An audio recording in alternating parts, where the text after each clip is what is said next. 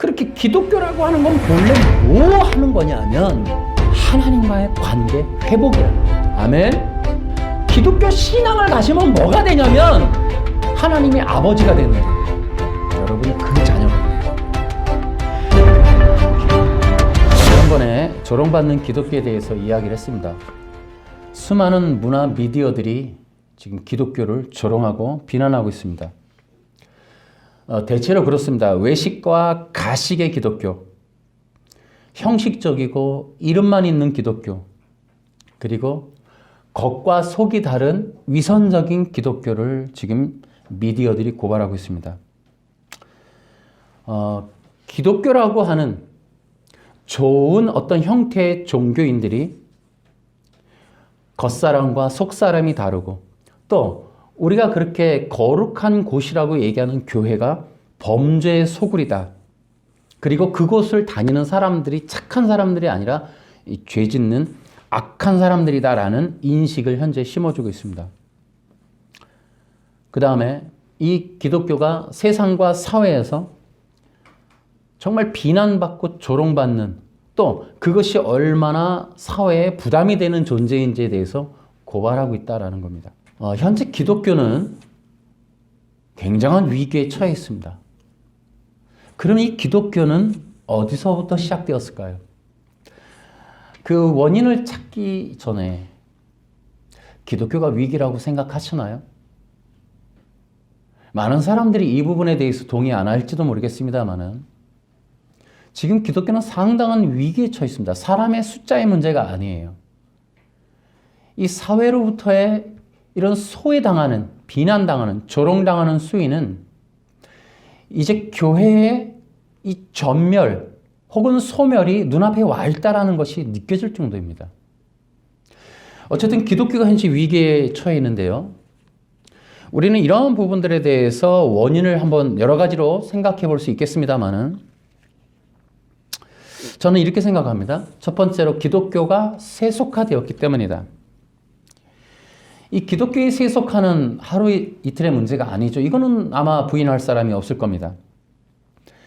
교회가 건물을 짓는 문제, 대형화, 많은 사람들을 끌어모으는 문제, 이 차량들을 사서 동네방네 다 끌어모으는 문제라든지, 물량적인 공세를 펼치는 것, 화려한 어떤 건물이나 사람의 숫자나 교단적인 어떤 힘의 권세를 자랑하는 것, 여러분 무엇을 더 세속화라고 해야 될지 모를 정도입니다. 기독교는 이미 세속화를 이미 굉장히 끌어들였고 세속화 당했고, 그 세속화로 인하여 기독교는 본질을 잃어버리는 그런 참담한 지경에 이르렀다라고 생각이 듭니다. 또 하나는 기독교의 변질이라고도 볼 수 있습니다.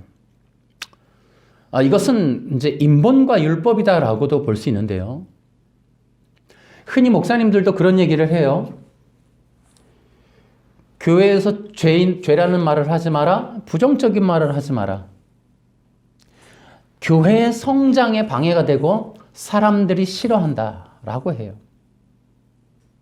기독교 변질이죠. 초대교회 사도들의 이야기는 무엇일까요? 성경 전체는 창세 이후로 핍박과 고난의 역사예요. 아벨의 피에서부터 시작해서. 복음이라고 하는 것은 시대가 받아들이는 것이 아니에요. 항상 시대와 충돌이 나는 거예요. 예수님도 그러하셨고 사도들도, 역사적인 교회도, 대한민국도 여전히. 그러나 현대 기독교는 이 모든 것을 덮어버리고 세속화, 물량화, 대형화를 추구하기 위하여 사람들이 듣기 싫어하는 복음이라고 하는 본연의 내용들을 다 없애버리고 사람들이 듣기 좋아하는,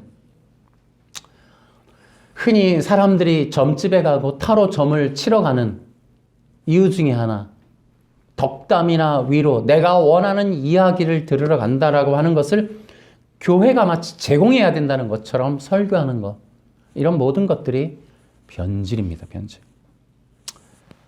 변질의 결과는 뭡니까? 당연히 복음이 없어진 거죠.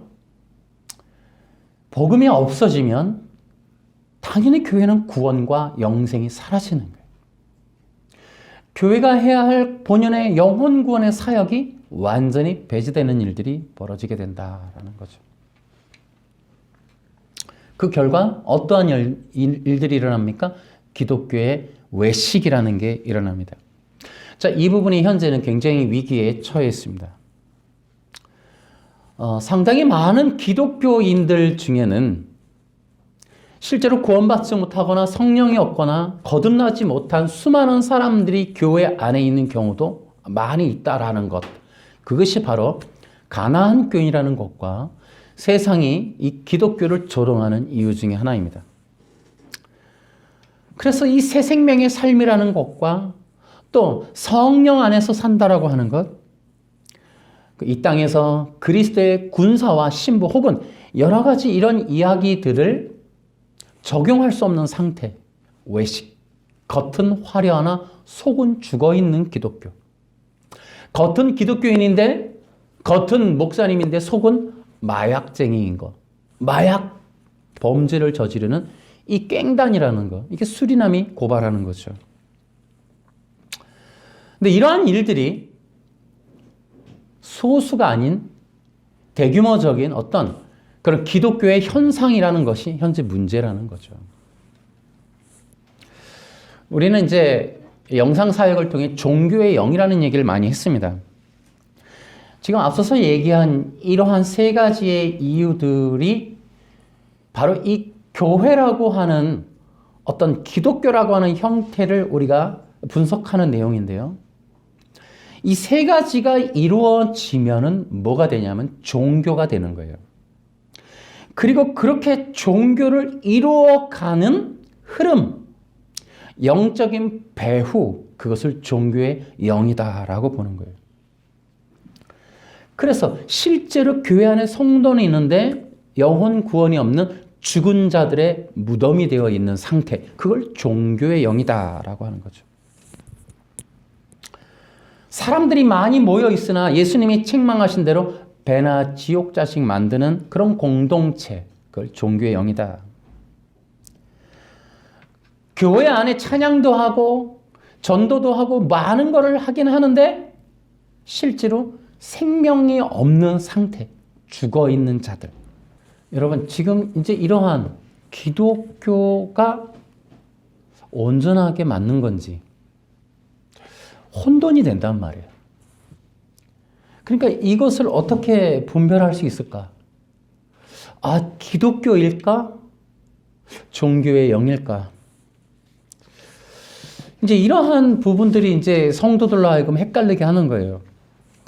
저는 가끔씩 이단들의 영상이나 이단들에 대한 얘기를 보면서 거기에 수많은 사람들이 포함되어 있는 것이 상당히 충격적일 때가 있어요. 최근에도 신천지가 11만 명의 수료자를 이제 수료시켰다는데, 기존의 사람들도 섞어놨다고는 하지만 어쨌든 그렇게 많은 사람들이 모이는 것이 대단히 또 신기하기도 해요. 그러나 우리는 분명히 신천지는 거짓된 종교 집단이라는 것은 너무나 명백한 사실이죠. 문제는 뭐냐면 사람들이 그런 걸 분별하지 못한다는 데 문제가 있는 거예요. 기존에 교회 다니던 사람들도 그곳에 가서 아, 여기가 진짜인가 보다 라고 하는 것들이 바로 그런 증거죠. 분별하지 못하는 거예요. 그래서 이 진리사역이라고 하는 것이 중요한 것은 분별할 수 있도록 하는 거기 때문에 그래요. 무엇이 종교의 영이고 무엇이 복음인지를 분별하는 거예요. 그런 능력을 성도들이 갖게 되는 것을 의미하는 겁니다. 여러분, 이렇게 지금 기독교의 변질, 외식 이런 부분들이 있음에도 불구하고 기독교 여전히 지금 교회 대형교회 안에 사람들이 많아요. 그런데도 사람들은 여전히 혼란스러워하는 거예요. 그런데 지금 가장 큰 문제는 뭐냐면은 종교의 영의 역사가 기존 교회 안에도 활발히 있다는 것. 또한 종교의 영이 깊숙하게 기독교를 완전히 잠식을 하게 되면 복음이라고 하는 것을 다 희석시켜 버린다는 거예요. 대표적인 게 성경 안에 있는 바리새파 율법주의자들에 대한 얘기예요. 오늘날의 종교 외형은 바리새파 율법주의와 인본주의의 모습으로 교회 안에 들어와 있어요. 물론 초대 예수님 당시에 이들은 다 책망받았던 존재들인데 오늘날에는 성행하는 종교의 세력들이 되었습니다. 이들이 들어옴으로 인해서 교회에 남겨진 숙제는 뭐냐면 복음이라는 것에 대한 본질을 찾기가 어려운 거예요. 복음이 혼란스러운 거예요. 무엇이 복음인지를 모르는 거예요. 그러니까 어떤 문제가 있느냐? 첫 번째는 이 복음에 대해서 분별력이 없다라는 거예요. 뭐냐면은 사람들이 그래요. 성경 안에 있는 단어들을 써요. 예를 들어 새 언약도 쓰고 십자가도 얘기하고 예수님이나 피도 얘기해요. 그러니까 성경 안에 있는 단어들을 쓰니까 복음이라는 생각을 할 때가 있어요. 신천지도 마찬가지지만 성경을 그냥 들고 있고 활용하니까 여기도 기독교라는 생각을 할 때가 있어요. 모르기 때문에 그런 거예요. 복음에 대한 분별력이 아예 없는 거예요. 여러분 기억하셔야 돼요. 이단들은 첫 번째 우리랑 똑같은 성경 써요. 이단들도 성경 안에 있는 단어를 쓴다고요. 그러니까 흔히 교회 안에서 예수님도 얘기하고 천국이나 하나님도 얘기한다고 아우 복음이다 이렇게 생각하는 것들이 문제가 된다는 거예요. 두 번째는 복음에 대한 무지가 있어요. 그러니까 복음을 모르는 거예요. 왜냐하면 이 부분은 우리의 아픈 부분이에요. 여러분 이렇게 얘기하면은 상당한 또 반발이 있겠지만은 의외로 설교를 해서 성경을 가르쳐야 될 그런 종교 사역자들이 성경에 무지하다는 거예요. 그 이유는 뭐 여러 가지가 있습니다만 첫 번째 신학적인 문제예요. 신학이라고 하는 이 폼이 사람들을 무지에 빠뜨려요. 능동순종 같은 거예요. 안식교 같은 거예요. 안식교도 신학교가 있죠. 안식교라는 신학교가 성경을 왜곡하는 거예요. 모르는 거예요. 그 안에 있으므로. 능동순종을 배우니까 십자가의 복음을 모르는 거예요. 이게 신학적인 테두리에 이거 아무런 이 어두운 면이에요. 두 번째는 문자적 해석이에요. 인본과 율법이 되려면 복음이라고 하는 본질에서 벗어나는 첫 번째 시도는 문자 해석에 있어요. 종교 사역자들이 설교라는 걸 해야 하기 때문에 일주일에 15편 정도의 설교를 하려 치면 문자 설교 외에는 굉장히 힘든 거예요, 이게. 또 어떤 종교적인 면들도 이제 포함이 돼 있어요. 그렇게 성경에 대해서 이해할 수 있는 통로가 많이 없어요. 그래서 실제로 인터넷 같은 걸 열어보면 이단들의 자료가 굉장히 많아요. 그러니까 복음을 알 수 있는 길이 많이 없어요, 실제로는. 여러분, 이제 앞으로 우리가 2023년도에 대대적인 전쟁을 벌일 게 개혁주의와의 전쟁이잖아요. 실제로 이 개혁주의라고 하는 이 집단이 벌이고 있는 이런 엄청난 종교적인 이런 정말 이 전략들. 물론 다 그걸 또 몰라요. 개혁주의 사람들이. 굉장히 좋은 줄 알아요. 그러나 이것은 종교 세력에 의한 얘기를 하는 거예요. 바벨론 종교 세력이 개혁주의라는 걸 만들어 복음을 다 없애버리고 있는 이 현장을 얘기하려고 하는 거죠. 그냥 복음을 모르기 때문에 그런 일이 벌어져요. 가장 큰 게 뭔지 아세요? 현재 교회 안에는 이 종교의 영이 깊숙하게 박혀있는 그 결과로 지금 심각한 문제가 뭐냐면 복음에 대한 무관심이에요, 지금. 여러분, 사람들은 복음에 흥미를 못 느껴요. 여러분, 어려운 얘기 힘들어해요. 복음이라는 것에 대한 필요성을 못 느낀단 말이에요.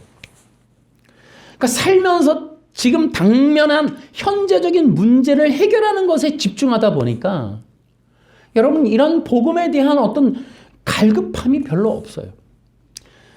최근에도 이렇게 유튜브 검색을 해보면 몇만 회를 찍는 영상이 있어요. 기독교 영상 중에서도. 뭐 많이는 없어요. 이제 안식교가 가끔씩 이제 앤드류 강의 10만을 찍고 최근에 이제 어떤 여자 목사님의 영상이 이제 막 그 게시를 해서 그런가 막 알고리즘을 막 뜨더라고요. 그걸 들어보니까 재정의 원칙, 뭐 물질을 지배하라, 뭐 이런 것들이에요. 사람들이 굉장히 많아요. 그러니까 사람들이 복음에 대해서 관심을 갖지 않는 이유는 당장 기독교와 교회와 성경과 부흥회와 예배와 기도라는 어떤 은사라는 모든 것이, 설교라는 모든 것이 내가 가질 테니까 내 문제 해결해줘에 집중되어 있단 말이에요. 사람들이 가장 갈급해하는 내 문제 중에 가장 갈급한 1순위는 뭘까요? 돈 문제예요, 여러분. 끝없이 돈에 관한 얘기를, 축복에 관한 얘기를 할 수밖에 없는 게 교회가 복음이라는 걸 얘기해서 사람들을 다 재우느니 축복으로 사람들을 깨우겠다는 생각을 하는 거죠. 복음에 대한 무관심에 대한 이런 문제를 논하는 거는 여러분 몇 시간 며칠을 얘기해도 부족해요. 이 문제는 기독교가 소멸할 수밖에 없는 이유의 가장 큰 문제예요. 어쨌든 복음에 대한 무관심의 이유는 교회가 세속화되었기 때문이고 교회가 종교로 쪄들어 버린 거예요. 종교를 제가 설명을 드릴 때 종교라는 건 뭐냐면 인본과 율법이다 그랬어요. 그리고 종교의 구호는 인간의 신이다예요. 그러니까 인간의 신격화하고 주권을 갖는 거예요. 그러니까 인간이 영광을 추구하는 바로 이 신격화. 이 인간의 신격화, 인간의 신이 되고 싶고 최고가 되고 싶은 이유는 결국에는 육체적인 쾌락을 얻고자 하는 거예요. 자기가 다 얻는 거예요. 그러니까 돈에 대한 욕망도 바로 이런 종교의 가장 깊숙한 내면의 모토예요, 모토. 주제라고. 종교가 커질 수밖에 없는 이유 중에 하나는 바로 돈이라는 것을 갖고 있기 때문에 그래요. 돈을 목적으로 하기 때문에 그래요. 수많은 사람들이 모이는 교회들이 종교화될 수밖에 없는 건 돈을 목적으로 모일 수밖에 없기 때문에 그렇다는 거죠. 여러분들이 오늘 예배드리는 것이 물량적 이 물질에 대한 어떤 소원 성취를 위함이 아니라는 것을 저는 알고 있습니다. 우리는 이러한 우리 이 땅에서 소용되는 어떤 돈에 관한 이 현실적인 문제 해결을 위해서 여러분이 교회나 기독교를 이용하지 않았으면 좋겠어요. 그런 방편에서 기독교가 다른 종교와 대등하게 소용되고 필요되고 사용되는 것을 저는 원치 않습니다. 근데 가장 큰 문제가 있어요. 이 무관심보다도 또 이 다른 면인데 이거는 어떻게 보면 성도들 측에서는 무관심이지만 교계에서 가장 심각한 문제는 뭐냐면은 복음을 전하는 것을 꺼려하는 경향성이에요. 쉽게 얘기하면 목사님들이나 설교자들이 이것을 꺼려하는 어떤 현상들을 의미하는 거예요. 그러니까 복음을 전하는데 내부적인 걸림돌이 있다는 거예요, 이게. 물론 무지라는 것도 빼놓을 수는 없는 이유지만 이것은 무슨 의미냐면 복음을 전하면은 예를 들어 복음이라고 하는 것은 성경 안에 있는 어떤 성경 신학적인 내용을 얘기하는 걸 복음이라고 얘기하는 거예요. 그러니까 성경 신학적인 얘기, 예를 들어 여러분 언약이라는 거, 새 언약, 옛 언약. 여러분 신천지가 쓰는 단어가 뭐예요? 새 언약이에요. 또 제가 메시아 사상을 얘기해요.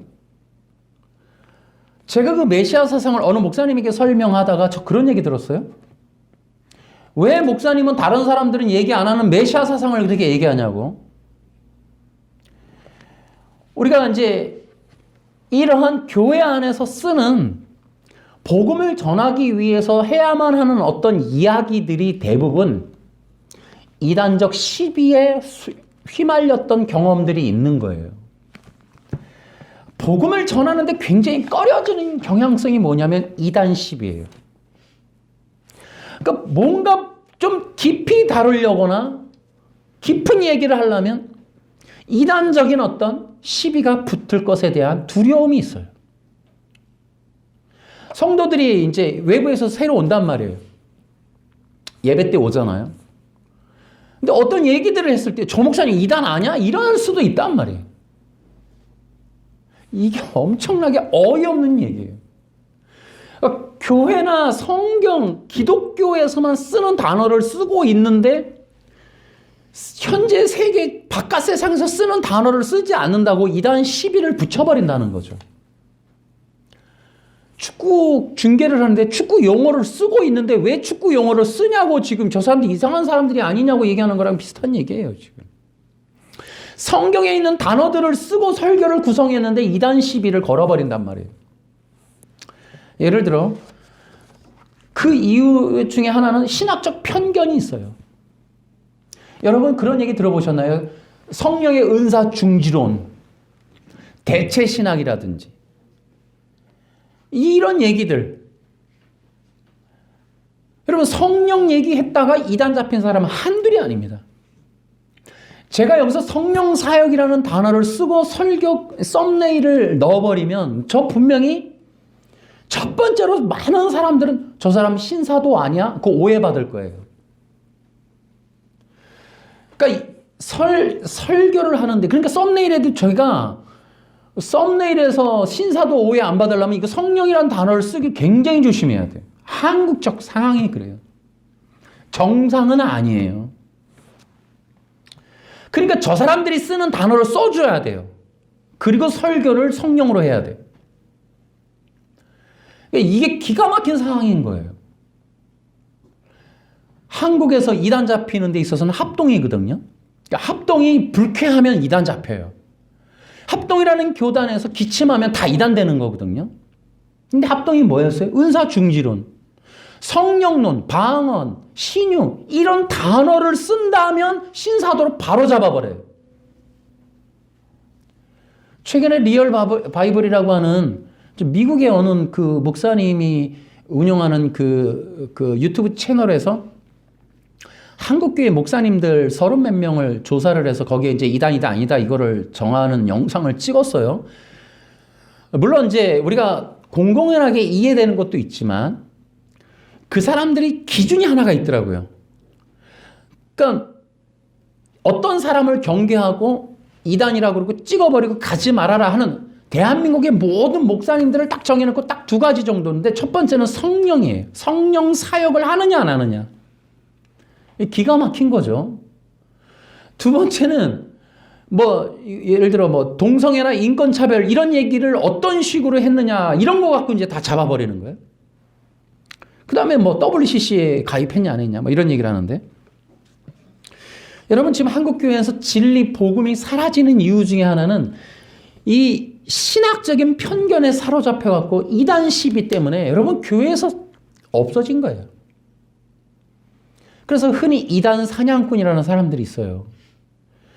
그러면 새 언약을 얘기하고 메시아 사상 뭐 성령 이런 얘기를 해갖고 무조건 신사도야라고 다 잡아버리고 기적을 체험해서 신유 뭐 방언을 해서 전부 이거를 이단 시비 해버리는 그 사람들. 여러분 이거 큰 문제입니다. 이거. 아니 교회에서 성경에 있는 단어를 쓰는 것이 안 되냐는 거죠. 그러니까 여러분 인본해갖고 이단 잡힌 사람 하나도 없어요.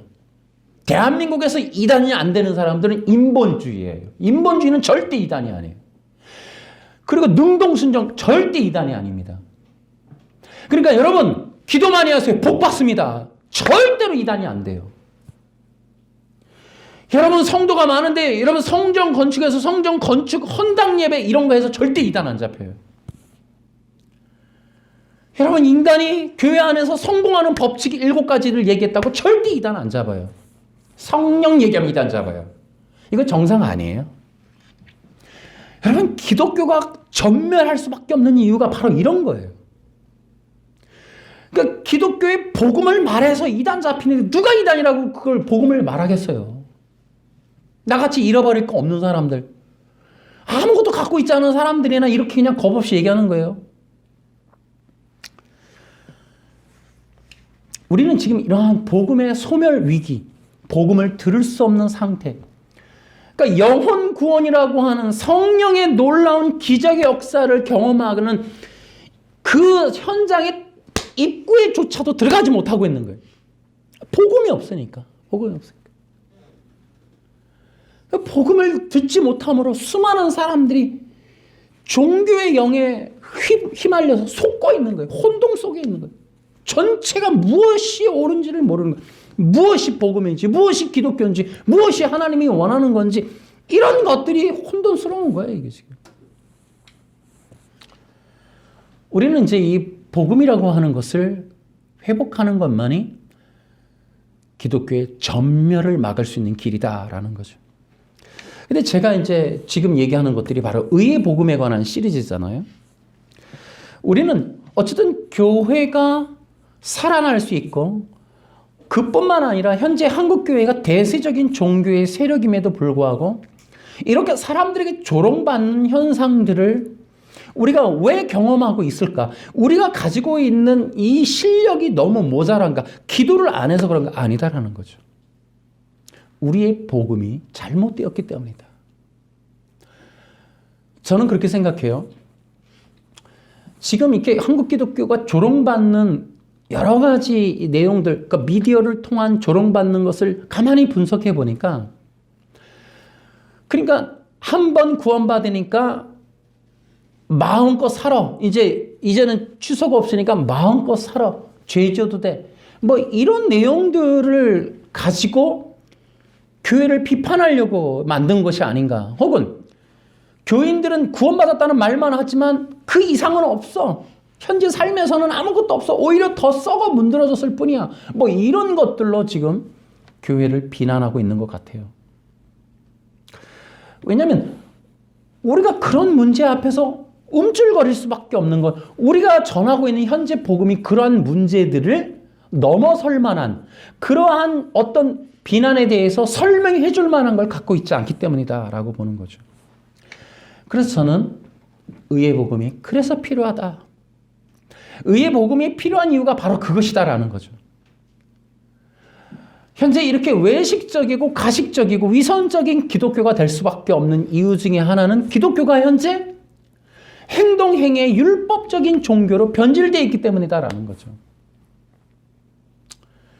그러니까 복음이라고 하는 게 결국은 사람들을 교회로 모으는 정도의 어떤 교인의 형식을 갖추는 정도가 복음이 된 것이 아니냐라는 거죠.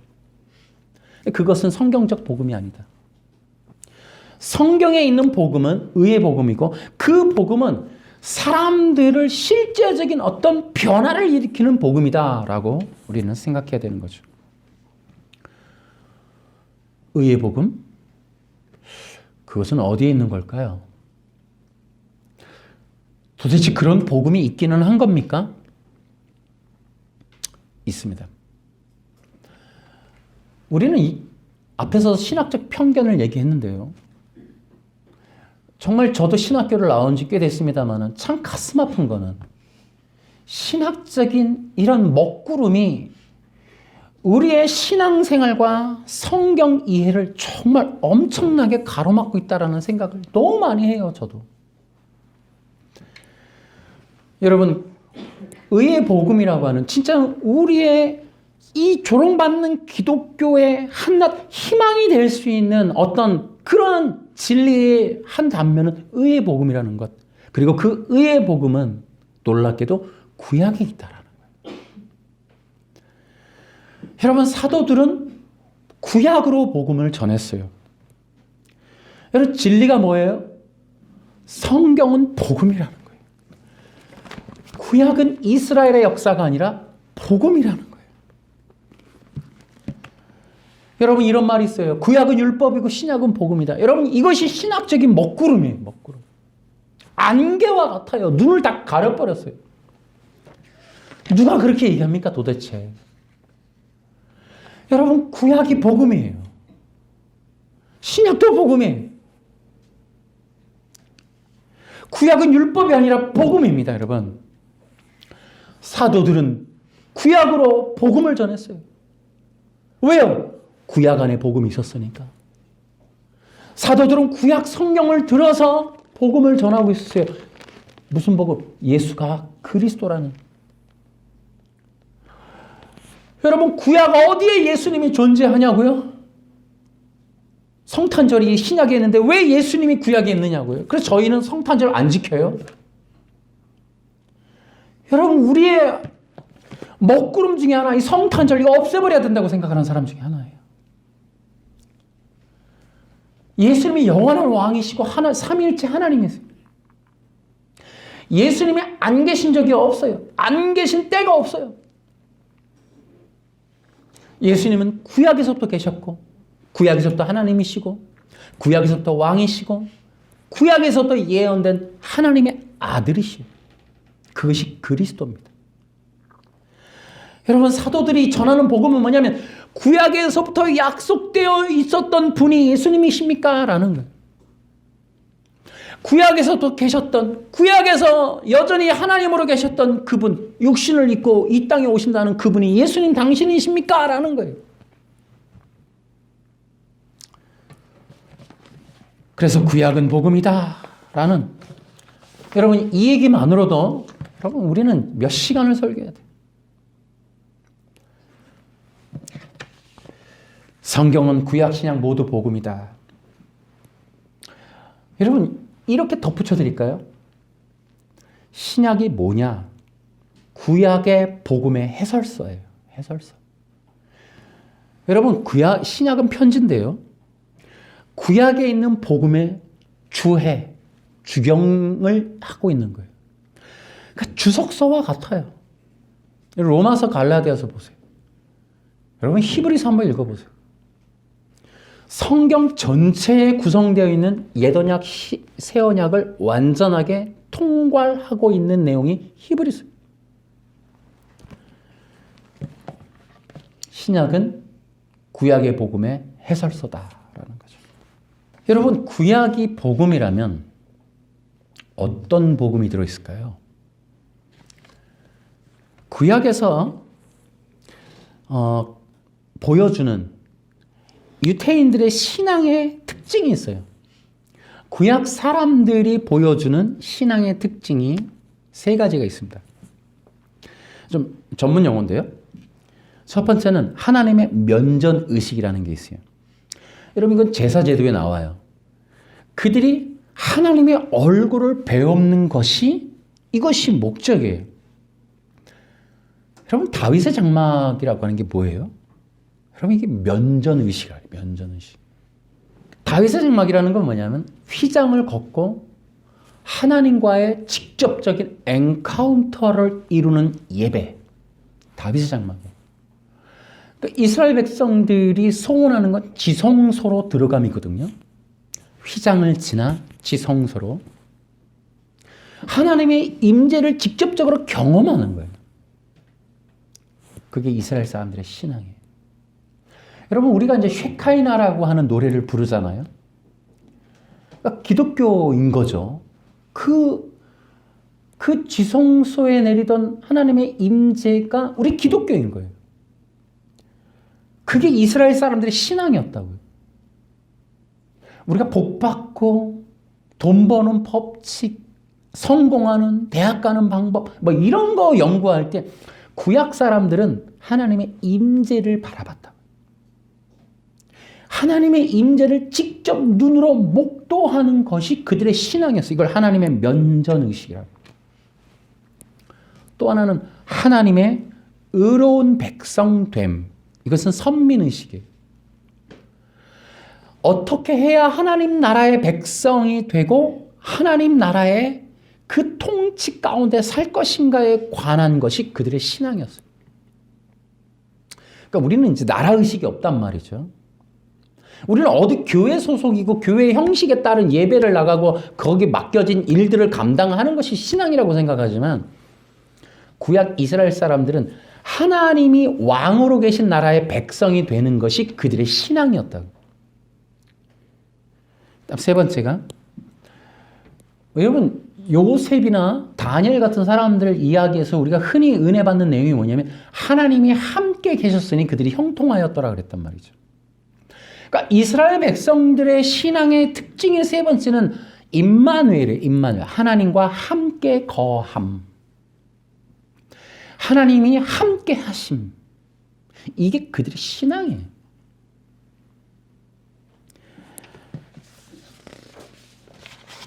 그러니까 그들은 그렇게 특징적인 신앙인데 이것이 뭐예요? 기독교라는 거예요. 기독교. 그러한 이스라엘 민족만의 이 특징이 있어요. 여러분, 그 이스라엘 사람들의 신앙의 특징이 뭐냐면, 첫 번째가 그들의 신앙은 민족적 신앙이에요. 그러니까 그들의 민족 자체가 기독교, 민족적인 신앙을 갖는 거예요. 또 두 번째로는 이들은 하나님이라고 하는 분명한 신관이 있는 종교의 이 신앙을 가졌다고. 그러니까 하나님에 대한 분명한 하나님은 창조주란 말이에요. 이것이 분명했어요. 그렇게 이스라엘이라고 하는 민족이 가진 그러한 신앙을 통하여 형성된 구약의 복음이 있어요. 복음. 그 구약의 복음은 세 가지로 구성되어 있습니다. 첫 번째는 메시아 사상, 두 번째는 언약 사상, 세 번째는 바로 구속사입니다. 여러분, 이런 것들이 다 설명이 필요한 내용이지만 여러분들이 일단 개괄적으로 좀 알아줬으면 좋겠어요. 다시 얘기해드리면 이스라엘은 국가적이며 민족적인 신앙을 가지고 있었고, 심지어 지금도 그들은 그 신앙을 유지하고 있어요. 이스라엘은 국가적으로 금요일 밤 6시면 안식일을 지냅니다. 국가적으로. 그리고 그들은 국가적으로 지금도 토라를 낭독을 합니다. 3대가 모여서. 그러한 그들의 신앙이 이 몇천 년 동안 이어오면서 현재적으로도 진행이 되는 민족적인 신앙이고, 그들의 이 고전적 구약은 우리들의 기독교의 원류이기도 한 거예요. 그런데 그들이 그렇게 민족적인 신앙을 지금까지도 유지해 오는 원동력이 뭐가 있냐면요, 시내산 언약인 거예요. 시내산. 그러니까 이스라엘은 어떤 나라라고요? 하나님과 언약 맺은 국가인 거예요. 하나님이 왕이 되어 주시겠다라고 하는 언약을 갖고 있는 민족이에요. 언젠가는 그 언약이 성취될 거라는 거예요. 중간에 핍박을 통하여 이스라엘이 멸망은 했지만 하나님이 다시금 전 세계에 우뚝 선 민족으로 우리를 세워줄 거라고 하는 이러한 이 시오니즘을 갖고 있는 유태인들의 신앙이란 말이죠. 여러분, 이것이 제가 얘기하는 이유는 독일과 미국에서 만들어낸 기독교에 의지하는 전 세계적인 이방 기독교와 완전히 다르다는 내용을 말하는 거예요. 현재 우리의 장로교 중심의 대한민국 기독교가 미국을 중심으로 영국 청교도, 독일의 자유주의, 뭐 이러한 것으로 만들어낸 것들로도 여러분 지금은 완전히 구약에 있는 이러한 신앙과는 동떨어진 내용들이에요. 여러분, 이방인들에게 있어서의 지금 정말 당면한 신앙적 과제가 뭐냐면, 우리 이방인의 신학은 이스라엘의 신앙, 구약적 복음으로 돌아가야 돼요. 그리고 또 하나가 있어요. 복음적 사상을 가져야 돼요. 그러니까 이스라엘은 메시아 사상이라는 게 있었어요. 근데 우리는 없단 말이에요. 우리에게 있다면은 교회 다니면 복 받아. 이게 아마 예수 안 믿는 사람, 불교 다니는 사람, 아니 옛날 사람이든 현대 사람이든 거의 대부분이 기억하는 교회를 향한 인식이 교회 다니면 복 받아가 아닐까 싶어요. 가장 흔하게 듣는 이야기. 여러분, 이런 거 갖고는 안 된다는 거죠. 그러니까 우리 기독교가 현재 이 세계적인 기독교의 소멸 이야기를 하는 게 바로 그런 거예요. 여러분, 신기하죠?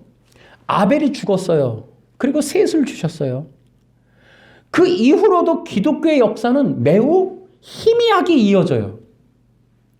예수님이 오셔서 이어갔던 것도 12제자고, 우리가 신약 성경을 아무리 둘러봐도 예수님의 그 명맥을 이어갈 만한 제자들이 몇 명이 안 돼 보여요. 역사는 어때요? 솔직히 말하면 중세시대 때 기독교 없어져야 되는 상황이죠. 몇 명의 어떤 그런 선구자들이 외쳤지만 다 불태워 죽었어요. 여러분, 지금 우리에게 있는 이 기독교가 이어져 온 건 기적입니다, 여러분. 그런데 여러분, 이거 아셔야 돼요. 어떻게 이어져 온 걸까? 세속적이고 육적 기독교는요, 이미 야합돼서, 이미 소멸돼서 다른 종교화했어요. 여러분, 기독교가 살아남는 건 대한민국처럼 예수 믿으면 복받아가, 여러분, 이것이었으면 이미 소멸됐어요. 그래서 우리의 기독교가 이어져 오는 것은, 여러분, 놀랍게도 하나님께서 보존하신 복음은 구약의 복음이었어요. 여러분, 그것이 예수 그리스도, 그것이 바로 갈라디아서의 하나님이 아브라함에게 전한 복음처럼 하나님께서 직접적으로 주님의 그 놀라운 하나님의 종들에게 구약의 복음을 계시해 주는 거예요. 그것이 사도 바울에게도 있는 거예요. 그 사도 바울에게 하나님께서 구약의 율법주의에 쩌들어 있던 사도 바울을 불러서 그 구약이라고 하는 율법이 그리스도의 복음, 영혼 구원의 유일한 복음이라는 비밀을 알려주신 게 골로새서 2장 2절. 그 복음을 비밀의 계시로 알려주셨다니까요. 이 방법이 아니면 복음은 사라져요. 그러한 방법으로 하나님이 이어내려온 거예요. 하나님 나라의 백성이 유태인의 혈통이 아니고 믿음의 계보라는 성경의 비밀이 숨겨져 있는 것처럼, 여러분, 복음이라는 게 전해지고 교회의 책으로 여러분 절대 그렇게 못 전해져요. 성령의 역사로 하나님이 종들에게 전해주는 비밀한 계시가 아니면 절대로 복음은 살아남지 못했어요, 여러분, 지금까지. 그것이 뭐라고요? 구약의 복음이었어요. 여러분, 지금 큰 눈을 뜨고 통찰해 보십시오. 독일과 미국이 저질러 놓은 이 기독교의 왜곡 현상을 보십시오. 전 세계적인 거짓된 기독교 만들어 놓은 걸 보십시오, 여러분. 이렇게 복음이 전해졌다면 지금 우리 구원받기 불가능해져요. 우리는 구약의 신학으로 돌아가야 되고, 구약의 복음을 회복해야 하고, 구약에서 그렇게 암암리에 사람들의 생각과 마음과 이러한 민족적인 철학으로 전해져 내려오는 사상을 가져야 해요. 우리에게 무엇이 남아있냐는 거죠. 우리가 우리 삶의 문제를 다 뺏긴다 해도 끝까지 예수님을 붙잡을 수 있는 우리 안에 사상이 뭐가 있느냐는 거죠. 유태인들은 기다렸어요. 메시아가 오신다는 사실을. 유태인들은 믿었다고요. 사마리아 여인, 일생의 비난과 조롱과 침뱉음을 당하는 더러운 환양녀라고 하는 그러한 한국적인 상황의 이야기가 사마리아 여인들에게 적용되어서 더러운 여자라고 하는 이미지로 평생을 살아야 했던 사마리아 여자도 기다렸어요. 메시아가 오기를. 그게 유태인들의 신앙이라고. 우리는 뭐가 남았냐고요. 그러니까 우리가 예수 믿고 복받아 때문에 이렇게 끈질기게 교회를 안 떠나고 있는 것인지, 우리에게 있어서 진짜 남아있는 어떤 복음적인 사상이 있기 때문에 우리가 예배라고 하는 것에 목숨을 걸 수 있는 건지, 우리 기독교가 이거 회복해야 된다는 거죠. 그러니까 이만희 같은 사람들에게 방법은 20만 명의 이러한 노예들을 부리는 건 어떤 사상을 주입했기 때문이죠. 우리가 흔히 신천지처럼 남는 거 하나는 있죠. 이만희가 보혜사라는 거. 여러분, 사람들이 그렇게 평생을 자기가 노예로 군림하는 걸 기뻐하는 이유는 보혜사라고 확신하기 때문이겠죠. 기독교인들은 확신하나요? 예수가 그리스도, 하나님의 아들이심에 대해서 목숨 걸 수 있나요? 이것이 사상이 없는데 무슨 목숨을 걸겠어요? 이유도 모르는데. 그러니까 우리에게 그동안 기독교, 독일과 미국이 저질러 놓은 건 뭐냐면 메시아를 없애버렸다니까요. 소멸시켜버렸어요. 여러분, 성경에서 바울이 찾은 건 뭐예요? 메시아, 그리스도잖아요. 메시아를 찾은 거예요. 메시아를. 구약이라고 하는 율법이 메시아에 대한 이야기라는 걸 그때 깨달은 거예요. 행동, 행위가 아니라 메시아라는 사실을 깨달은 거라고. 하나님이 비밀리에 전해주는 내용은 메시아예요. 메시아.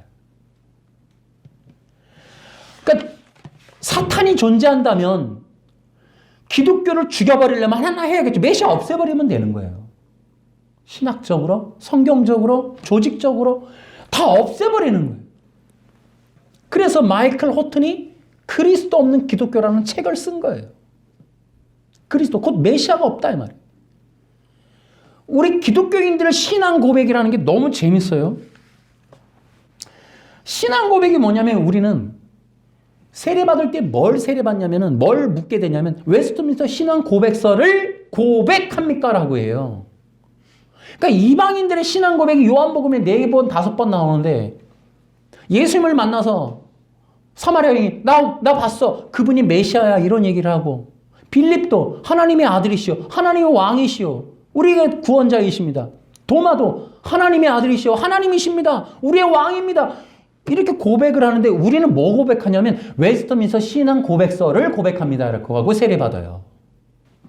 이러한 메시아를 향한 신앙적 고백을 하게 만드는 그 복음이 구약의 복음이었어요. 근데 이것이 초대교회에 넘겨졌고 우리가 서신서를 읽으면서 우리가 받아야 할 복음이 바로 그러한 복음이었다는 것을 우리는 반드시 깨달아야 되는 거예요. 교회에서 전하고 있는 그러니까 현세적인 축복에 관한 것들은 성경에 기록되어 있지 않다라는 건 분명하고요.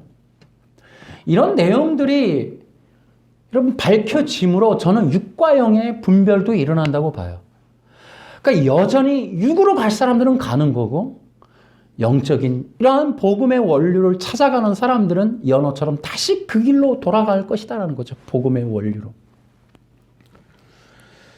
그래서 그 그리스도 메시아의 복음이라고 하는 것들이 전해짐으로 그들이 기다렸던 이 메시아를 통해서 얻고자 한 게 뭐냐는 거죠.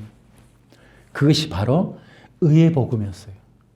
그것이 뭐냐 하면은 바로 이스라엘 백성들이 갖고 있었던 두 가지 궁극적인 문제, 인간의 궁극적인 문제, 죄의 문제와 두 번째는 하나님과의 관계 회복이라고 하는 이 두 개의 궁극적인 문제의 해결을 메시아가 해줄 거라고 믿은 거예요. 이스라엘 백성들에게 있어서 우리 이방인들과 완전히 다른 게 뭐냐면 잘 들어보세요.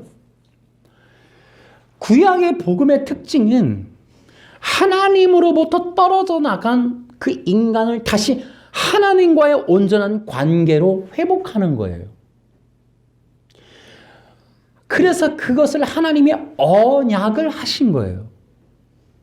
여러분들은 흔히 구약이라고 하는 것이나 성경을 통해 언약이라는 말을 들어보셨을 거예요.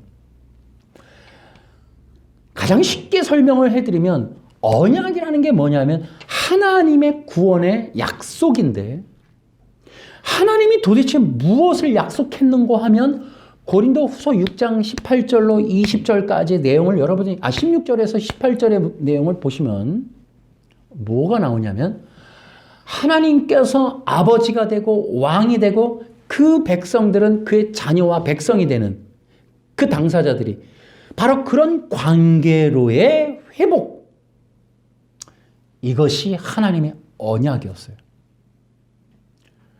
그럼 이것이 과연 이스라엘을 의미할까요? 아니죠. 창세기 12장에서 아브라함에게 약속했던 바다의 모래알 같고 하늘의 별같이 많다라고 하는 표현은 혈통적 이스라엘이 아니라 저 영원한 하나님 나라의 백성과 그 나라의 그 모습을, 의의 모습을 말하고 있는 거예요. 그것이 바로 구약의 복음이다. 그렇게 기독교라고 하는 건 본래 뭐 하는 거냐 하면 하나님과의 관계 회복이라는 거예요. 아멘.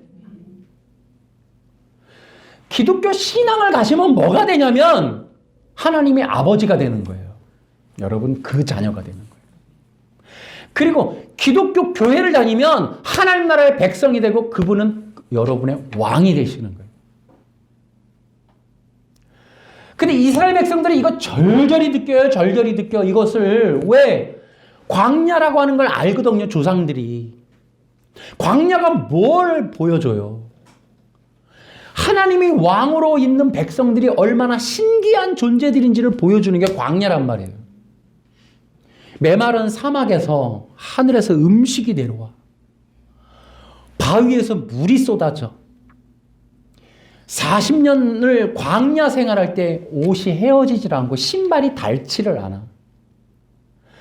자기들을 해하는 수많은 이방 민족들이 덤벼도 그분의 이름에 벌벌 떨고, 심지어 이 여리고성에 갔더니 주님이 직접 무너뜨려 주셔. 이방 민족들이 벌벌 떨어요. 그러니까 이스라엘 사람들이 기억하는 이 하나님의 나라라고 하는 게 명백해요. 하나님이 왕으로 거할 때 얻어지는 혜택과 유익이 너무 놀라운 거예요. 우리 이방인들에게 없는 게 바로 구약의 이스라엘에 하나님이 없단 말이죠. 여러분, 우리가 하나님을 왕으로 모실 때 예수님을 믿는다라고 하는 것이 두 가지, 죄의 문제 해결과 하나님과의 관계 회복이에요. 그것을 유태인들이 갈구하는 거예요. 메시아가 오시면 해결해 줄 거라고 하는.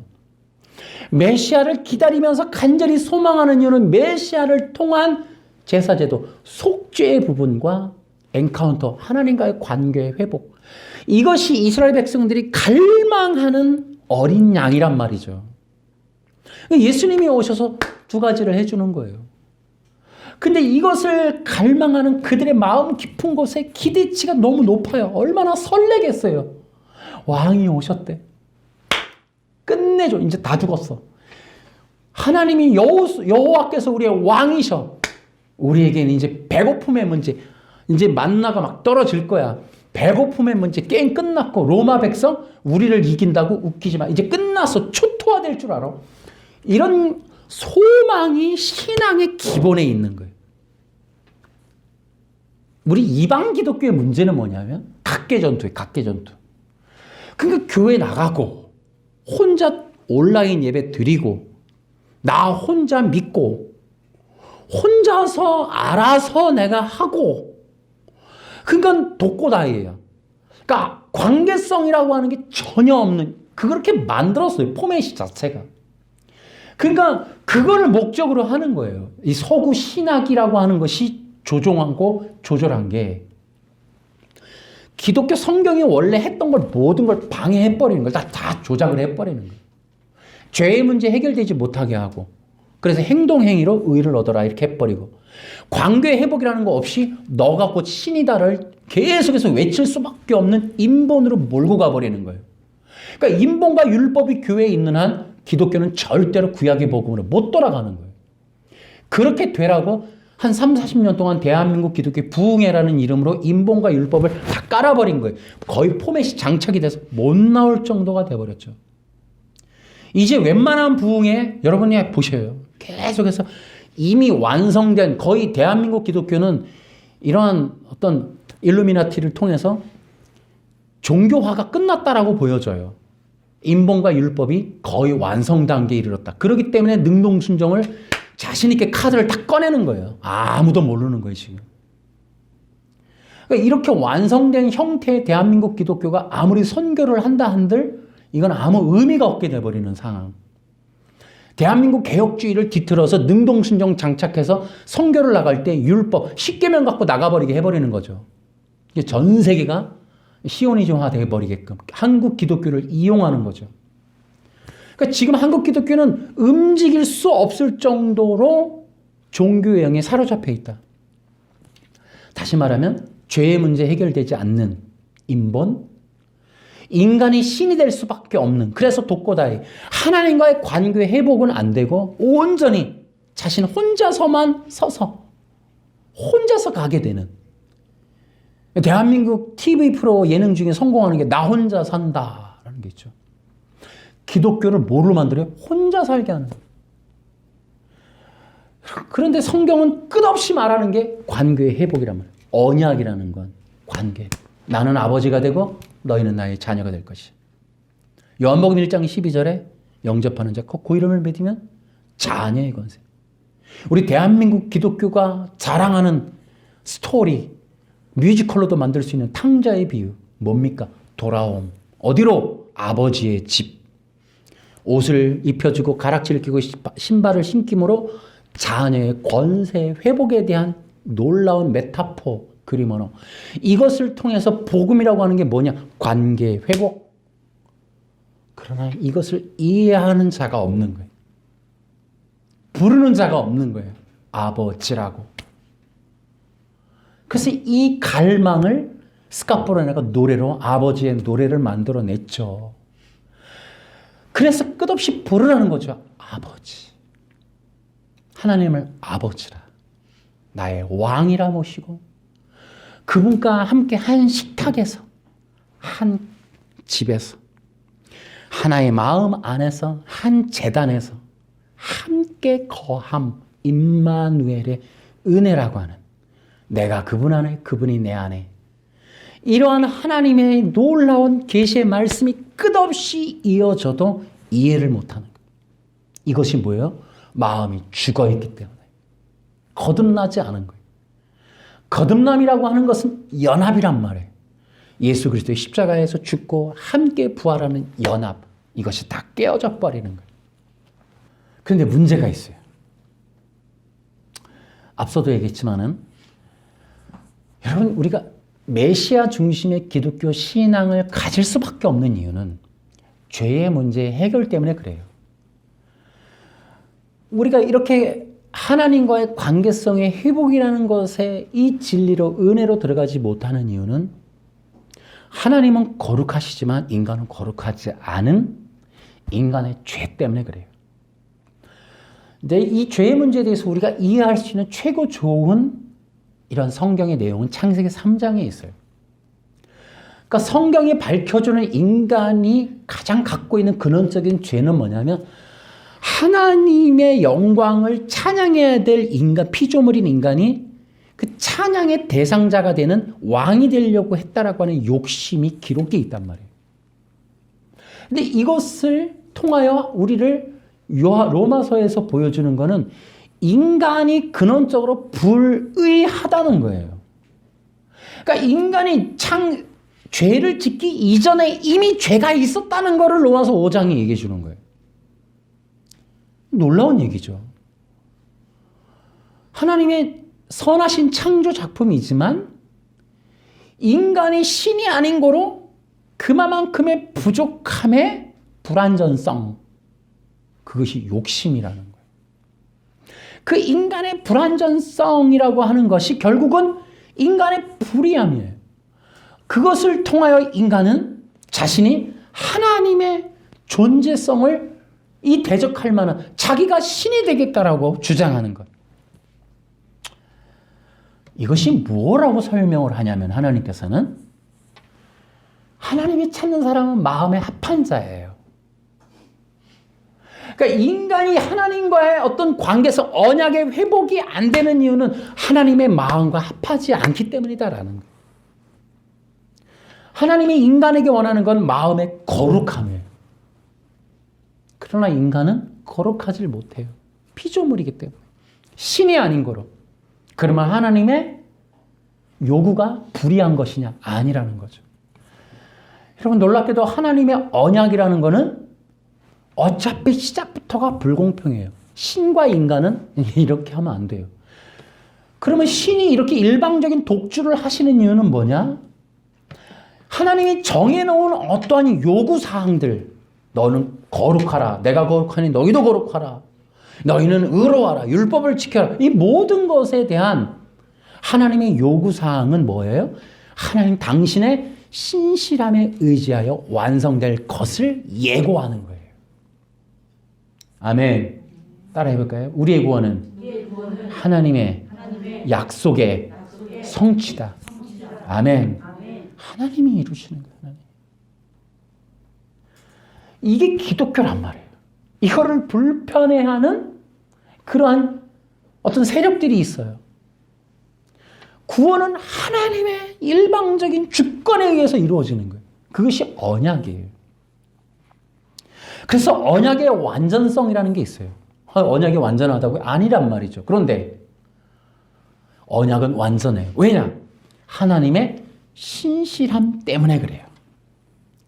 하나님의 사랑 때문에 그래요. 하나님이 이루실 거니까. 여러분, 이것이 굉장히 중요한 내용이에요. 그래서 하나님의 신실하심을 세 가지로 제가 말씀을 드리면, 인간의 마음의 죄를 씻어주는 은혜, 또 인간의 마음에 새로운 마음을 심어주는 하나님의 은혜, 인간의 생명을 영원한 생명으로 바꿔주시는 그 은혜, 그것이 바로 하나님의 신실하심이에요. 다시 좀 설명을 드려볼게요. 정리하면서. 우리의 구약적 복음에 의하면 이렇습니다. 구원이란 무엇이냐? 의로운 백성 만드는 거예요. 그럼 그것이 무엇인가 하면 세 가지로 또 표현해 볼게요. 마음이 새로워진 백성들을 만드는 거예요. 여러분, 우리 기독교는 기억해야 돼요. 세상 어느 종교, 철학, 가르침, 학교, 무엇을 다 해도 마음을 새롭게 못 해줘요. 오직 기독교의 복음, 기독교의 능력, 기독교의 효력은 인간의 죄된 마음을 바꿔주는 거예요. 아멘.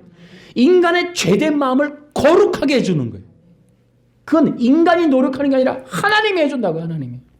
두 번째로는 기독교의 놀라운 특징은 하나님과 마음이 연합되는 거. 아멘. 제가 구약에 있는 복음 신비한 내용들을 얘기하는 거예요. 신약에서 사라진, 아니 서구 신학에서 다 감춰버린. 또 세 번째로 성령의 새 마음을 받은 자들을 만드는 게 구원이에요. 구원. 여러분, 이렇게 구원이라고 하는 것이 믿어서 천국 가거나 예수 믿고 복 받거나 교회 열심히 나가고 뭐 이런 개념이 아니에요. 다 뜯어 고쳐야 돼요. 우리는 종교의 영의 후유증에 시달리고 있는 거예요. 구약에 있는 성경으로 말하면 마음이 새로워지는 거예요. 불의했던 죄가 씻겨져서 거룩한 마음으로 새롭게 변화되는 거예요. 그게 기독교의 효력이에요. 교회 다니는 효력은 마음의 변화예요. 그냥 내가 스스로 하는 게 아니라 성령의 역사로 변화되는 거예요. 그걸 거듭남이라고 해요. 이게 기독교의 효력이에요. 그러니까 우리는 하나님과의 연합된 관계성, 그 마음이 있느냐라는 거예요. 그래서 여러분, 우리가 이 연합된 마음이 알 수 있는 건 뭐예요? 하나님의 주권, 하나님의 사랑에 대해서 신실함으로 반응하는 거예요. 의심치 않는 것. 그러니까 원망, 불평, 불만이라는 광야 백성들의 속성이 사라지는 거예요. 그 하나님의 주권에 의하여 손가락이 2개 남는데 땡큐 하는 거고 승리의 V를 그리는 거죠. 그러니까 우리 마음 깊은 곳에 하나님의 주권이 있으니까 감사와 기쁨이라고 해요. 그것이 남는 거예요. 하나님이 나를 향한 계획이 있으시겠지.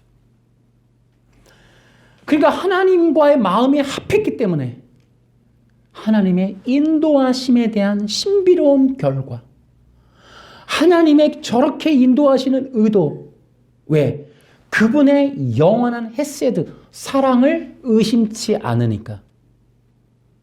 이것은 하나님이 나를 사랑하심이야. 그 신실함 가운데 그 마음으로 반응해 가는 거, 이런 게 이제 하나님과 마음이 합하는 거예요. 성령으로 새 마음을 받은 자들의 특징이 뭐예요? 여러분, 우리는 외식과 가식에 조롱받는 기독교 앞에 있어요. 성령으로 새 사람이 되어서 우리는 새 영, 새 생명의 삶을 사는 것만이 우리가 살아남는 비결이에요. 여러분, 성령의 새 마음을 받은 자들은 성령의 열매를 맺죠. 또한 죄로부터의 분리가 일어나요. 죄와의 싸움이 생겨요. 그 죄와의 싸움이 뭐예요? 거룩함을 향한 발걸음이에요. 끝없이 싸워가는 거예요. 예수 믿는 순간서부터, 거듭난 순간서부터 이제 우리는 전쟁이 시작되는 거예요. 영적인 전쟁이 시작되는 거예요.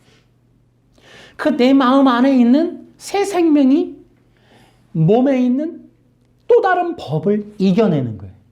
로마서 8장 12절에 영으로서 몸의 행실을 죽이면 살리니. 우리는 또 다른 싸움으로 인도함 받는 거예요. 그래서 그 사람들에게, 세상 사람들에게 나아갈 때 우리는 분투하는 자로 보여지는 거예요. 분투함에 있어서의 그 증상은 땅의 지체, 몸의 속성에 관한 것들에 대한 회개예요. 행동적인 보여지는 외식이 아닌 그 깊은 내면에 있는 의도조차 우리는 하나님과 맞지 않음에 고통스러워하는 거예요. 그 순수함과 순결함 때문에 우리는 회개의 기도를 하게 되고 예배라고 하는 것을 우리는 사용할 수밖에 없는 거예요. 그 예배가 우리를 그리스도의 형상으로 빚어갈 테니까. 그러니까 우리는 이렇게 새로운 생명의 삶으로 인도함 받는 자들이라는, 제가 지금 뭘 얘기해요? 이게 구약의 복음이에요. 구약에 있었던 우리 기독교의 원류, 기독교의 원형의 내용들이 이러한 내용들인 거예요. 이것이 다윗에게도 나타나고 언약의 당사자들에게 나타나는 그러한 삶의 라이프 스타일인 거예요. 영적인 스타일인 거예요. 우리의 기독교가 의의 복음을 필요로 하는 이유가 여기 있는 거예요. 이제 겉사람들이 열심히 교회 충성하게 만드는 예수 믿고 천당, 예수 믿고 복이라고 하는 가짜 복음 말고, 인본이 만들어 놓은, 서구신학이 만들어 놓은 그런 복음 말고 원래 있는 복음, 의의 복음. 우리의 심령이 하나님과 연합되는, 우리의 심령의 죄가 할례되는, 우리의 마음의 불의함이라고 하는, 내가 왕이 되고 내 욕심대로 살고 내 뜻대로 살고 내가 하고 싶은 대로 살고 내가 최고가 되고 남을 이겨먹고 나의 모든 것이 오직 영광을 받는 것에 나는 모든 것이 초점이 있어. 내 인생을 이루고 꿈을 이루고 뜻을 이루고 남을 지배하고 남을 착취하고 남을 이겨내고 남의 것을 빼앗고 남의 영광을, 남의 사랑을, 남의 경배까지 받아내고 말 거야. 남을 지배하고 착취하고 그들을 고통을 주더라도 라고 하는 원래 인간의 죄의 본성을 부추기는 기독교 말고, 그것을 더 잘하라고 부추기는 기독교 말고, 그것을 뽐내면 매력이라고 말하면서 교회에서 복 받았다고 말하는 이런 가짜들 말고. 그래서 하나님이 기뻐하는 첫 번째 신앙이 겸손이라는 거예요. 낮아짐이죠. 낮아짐이라고 하는 것은 고개를 숙이는 것이 아니라 자기의 왕권을 내려놓는 거예요. 그래서 남을 섬기는 거예요. 가장 낮은 자를, 나보다 약한 자를, 왜? 그들이 나보다 하나님의 영광의 사랑 때문에 그들을 향한 마음이 열리는 거예요. 이러한 일들이 우리의 기독교의 복음 안에 있다는 거죠.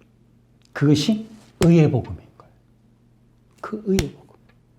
우리의 속사람의 변화를 통하여 우리의 마음 중심이 하나님의 마음과 합하여 이 세상 사람들을 사랑하고 섬기고 또 희생하고 충성하는 삶으로 나아가는 사람으로 만들도록 이끌어주는 생명의 이 놀라운 이름, 의의 복음. 이것이 오늘날 필요하다고. 교회 열심히 다니게 만드는 사형리 복음 다 때려쳐버리라고. 예수 믿는다고 말만 하게 만드는 이 사형리, 이런 가짜 복음 다 때려치란 말이에요. 우리를 거듭나고 하나님의 자녀가 되어 그 마음에 합한 진정한 살아있는 양심이 있는 중심이 있는 진실이 있고 진심이 있는 거짓됨이 없는 그러한 사람들 만들 수 있는 새 생명의 놀라운 이 복음, 의의 복음. 여러분과 제가 이 복음 안에서 새 생명의 은혜를 누리는 놀라운 일들이 바랍니다. 의의 복음이 대한민국의 이 복음 회복에 있어서 굉장히 중요한 통로가 될 수 있기를 바랍니다. 성경 회복의 중요한 모토가 되었으면 좋겠다. 여러분과 내가부터 하나님과 합한 새 언약의 성취가 일어나는 놀라운 의의 복음을 누리는 자들 되시기를 주 예수님의 이름으로 축원합니다. 박수로 하나님.